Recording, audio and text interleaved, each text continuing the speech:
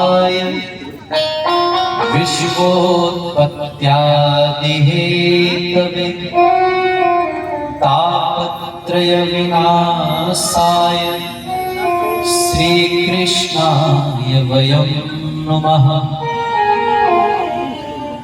वेदव्यास कहते हैं श्री कृष्णाय वयं नमः। श्री कृष्णाय वयं नमः। नमः का अर्थ होता है नमस्कार। नमस्कार इसे वेदव्यास कहते हैं श्री कृष्ण। श्री कृष्ण को नमस्कार। क्यों? वेदव्यास कहते हैं क्योंकि वो सच्चिदानंदमय है। भगवान का जो रूप है ना, वो सच्चिदानंद स्वरूप है, और हमारा जो रूप है वो पंचभौतिक रूप है। भगवान में 3 गुण हैं, सत्य, चित्त और आनंद, और हमें 5 गुण हैं जिन गुणों से ये शरीर बना है। प्रकृति के 5 गुण, आकाश, वायु, अग्नि, जल और पृथ्वी। ये शरीर 5 प्रकृति के गुणों से बना है, और भगवान का जो स्वरूप है वो 3 गुणों से बना है, जिसमें सत्य है, चित्त है और आनंद है। अब हमारा शरीर जो है ना वो विनाशमान है, क्योंकि जो प्रकृति है इसमें हमेशा बदलाव आता रहता है, हमेशा बदलाव।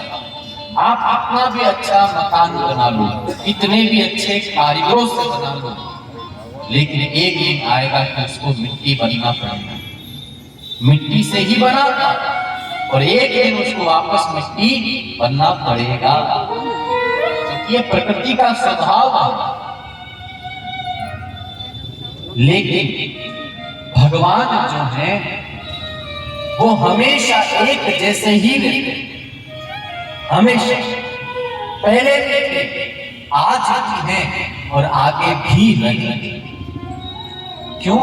क्योंकि भगवान का स्वरूप जो है वो नित्य है। उनके स्वरूप का पहला गुण है कि वो सत्य स्वरूप है। सत्य का मतलब होता है जो हमेशा रहता है। सत्य, सत्य हमेशा रहता है। तो भगवान का स्वरूप सत्य स्वरूप है। तो एक बात कहूं, हम शरीर नहीं हैं। गीता जी कहती है कि हम सब आत्मा हैं। गीता जी में भगवान ने कहा है कि हम सब आत्मा हैं, और जो ठाकुर जी वो परमात्मा है। तो जो परमात्मा है उनमें जो गुण है वो ही गुण आत्मा में। जैसे एक समुद्र है, समुद्र का गुण है खारापन, लेकिन उसी समुद्र की एक बूंद आप खाओगे, उसे अगर आप चखोगे तो उसमें भी खारापन रहेगा, क्योंकि वो समुद्र से ही निकली। तो वैसे ही हम सबका निर्माण भगवान से हुआ है। तो जो गुण भगवान में है वो ही गुण हम में है। भगवान सत्य स्वरूप है, हमेशा रहते हैं, और हम भी सत्य स्वरूप है, हम भी हमेशा रहते हैं, क्योंकि आत्मा का कभी विनाश नहीं होता। नैनम छिन्दन्ति सहस्राणि नैनम दहति पावक न चेनं क्लेदन्त्यापो न शोषति माता। ये आत्मा है अजर अमर, कभी इसको कोई भी मार नहीं सकता। हाँ, समय आने पर जिस शरीर को आत्मा ने पहन रखा है, समय आने पर एक कपड़े की भांति या आत्मा इसको छोड़ करके फिर कभी किसी दूसरे कपड़े को शरीर को धारण करता है। भगवत गीता में भगवान कहते हैं मांसांसि जीर्णानि यथा विहाय नवानि गृह्णाति नरो। जैसे व्यक्ति पुराने वस्त्रों को छोड़ करके नए वस्त्र पहनता है, वैसे ये आत्मा पुराने शरीर को छोड़ करके नया शरीर धारण करता है।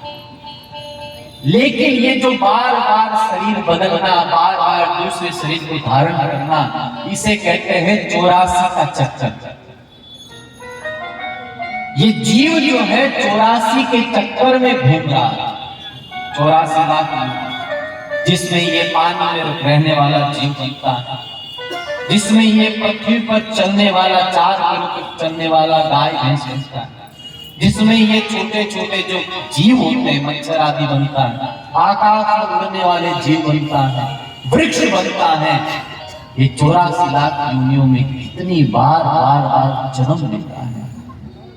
आप विचार कीजिए, 84 लाख योनियां होती हैं और एक एक जीव का शरीर सैकड़ों वर्ष तक होता है। ये वृक्ष देख लीजिए, ये भी जीव है, इनमें भी आत्मा है। पानी अगर ना दो तो इनकी मृत्यु हो जाएगी। अब एक वृक्ष कितने सालों तक रहता है? समुद्र में ऐसे ऐसे जीव हैं जिनकी बहुत बहुत विलंबी आयु है, लेकिन इन सब को भूख प्यास दुख सब होता है, क्योंकि आत्मा है ना, सब महसूस होता है।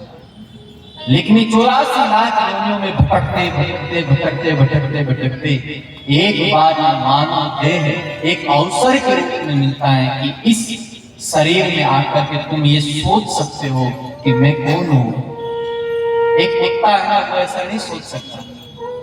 कुत्ते को तो बस इतना ही विचार है, बस खाने को मिल जाए, सोने को मिल जाए, बच्चे कर लूं, अपनी सुरक्षा कर लूं, बस यही आहार निंद्रा भय में सामान्य एक पशु भी नरा, खाना पीना सोना, बच्चे उत्पन्न करना, रक्षा करना, ये पशुओं का साधन।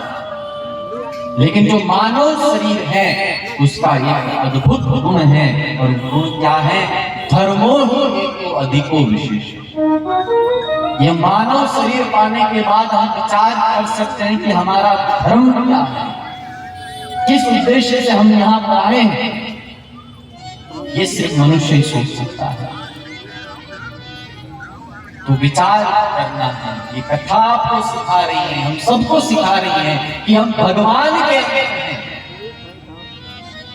भगवान राजा है तो हम उनके अंदर तो हम राजकुमार हैं।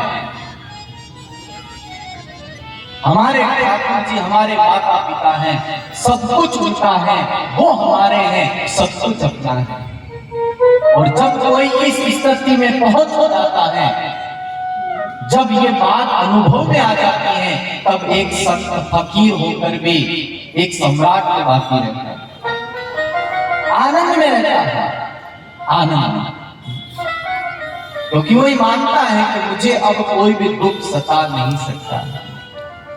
कोई तन दुखी, कोई मन दुखी, कोई धन बिन रहे तो दास, थोड़े थोड़े सब दुखी, लेकिन सुखी राम का दास।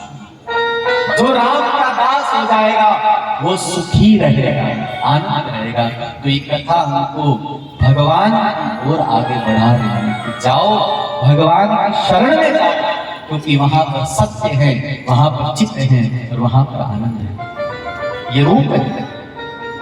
दूसरी बात, भगवान का सामर्थ्य। रूप वो बहुत सुंदर है, लेकिन सामर्थ्य कितना है, बल कितना है? तो कहते हैं भगवान का बल तो इतना है कि अपनी इच्छा मात्र से संसार बना देंगे, इच्छा मात्र से संसार का पालन करते हैं, और जब उनकी इच्छा होगी संसार को मिटा देंगे।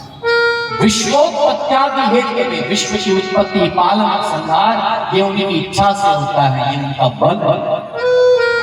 अब जिन भगवान में इतना बल है, उन भगवान को अगर हम कहेंगे कि हमारा ये दुख है मिटा दीजिए, तो वेद व्यास जी कहना चाहते हैं कि भगवान जब पूरे संसार को मिटा देते हैं, आपका दुख उनके सामने कितना सा है। आइए भगवान की शरण में आइए। और तीसरी बात कि जो भगवान की शरण में आता है, तापत्रय विनाश, 3 प्रकार के ताप, देवी देवी भौतिक, इन 3 तापों से भगवान अपने भक्त की रक्षा करते हैं। रक्षा मानो ये कथा हमको ये शिक्षा दे रही है कि भैया बहुत भटक लिए संसार में, बहुत हो लिए, लेकिन अब भटको मत, भगवान की शरण में आ जाओ, भगवान आपको शांति देंगे। जंगल में आग लगी और उस आग में हाथी फंस गया, कहां जाए? बहुत भागा इधर से उधर, इधर से उधर, लेकिन आग लगी, कैसे बचे? भागते भागते भागते अचानक उसे एक सरोवर दिखा, और हाथी जाकर के उस सरोवर में बैठ गया। सरोवर का ठंडा पानी अब हाथी को आनंद आ रहा है।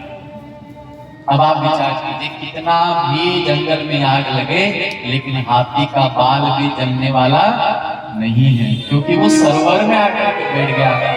भैया, इस संसार का ये दुख तो कभी खत्म नहीं होगा, कभी नहीं होगा खत्म। अरे संसार बनाने वाले भगवान ने खुद कहा है ये दुखों का सागर है। यहाँ पर जो भी आया है ना, चाहे भिखारी हो या सम्राट, रोया है। रोते रोते तो हम आए हैं। हमारे जब माता की कोख से बाहर आए तो सबसे पहले हम रोए।